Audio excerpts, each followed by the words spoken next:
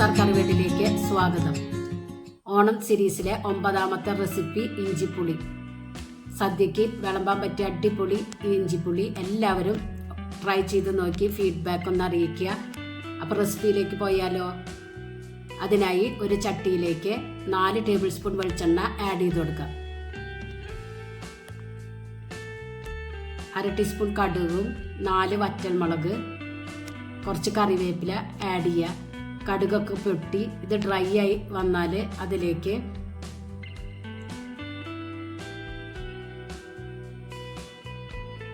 അരക്കപ്പ് ഇഞ്ചി പൊടിപ്പൊടിയായി അരിഞ്ഞത് ആഡ് ചെയ്ത് കൊടുക്കുക. ഇഞ്ചി ഒന്ന് വാടിയാൽ അതിലേക്ക് 1/4 കപ്പ് പച്ചമുളക് ചെറുതായി കട്ട് ചെയ്തത് ആഡ് ചെയ്ത് കൊടുക്കുക. എന്നിട്ട് നല്ലവണ്ണം വഴറ്റി ഒരു ഗോൾഡൻ കളറിൽ ആക്കിയെടുക്കുക. ഇതുപോലെ ഈ ടൈമിൽ ഇതിലേക്ക് ഒരു നുള്ള് കായപ്പൊടി ആഡ് ചെയ്ത് കൊടുക്കുക. നല്ലവണ്ണം മിക്സ് ചെയ്തെടുക്കുക. ഒരു 1.5 കപ്പ് പുളി പിഴിഞ്ഞ് എടുത്തതാണിത്. ഇതിലേക്ക് ആഡ് ചെയ്ത് കൊടുക്കുക.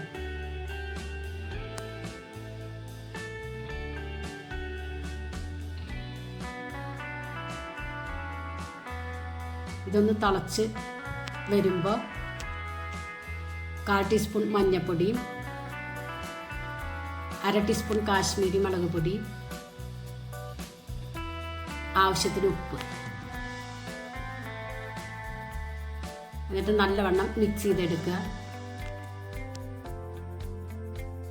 ഒരച്ച് ശർക്കര നല്ലവണ്ണം വാഷ് ചെയ്ത് അതും ആഡ് ചെയ്ത് കൊടുക്കുക. എന്നിട്ട് വറ്റിച്ചെടുക്കുക. ഇടയ്ക്കിടയ്ക്ക് ഇളക്കി കൊടുക്കാൻ മറക്കരുത്. അപ്പോൾ ഏകദേശം ഒന്ന് വറ്റി വന്നിട്ടുണ്ട്.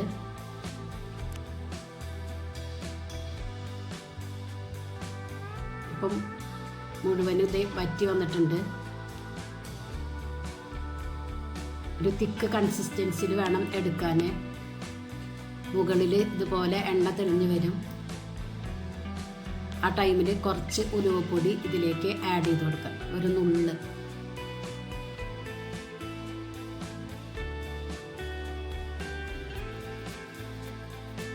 എന്നിട്ട് നല്ലവണ്ണം മിക്സ് ചെയ്ത് സ്റ്റൗവ് ഓഫ് ചെയ്യും.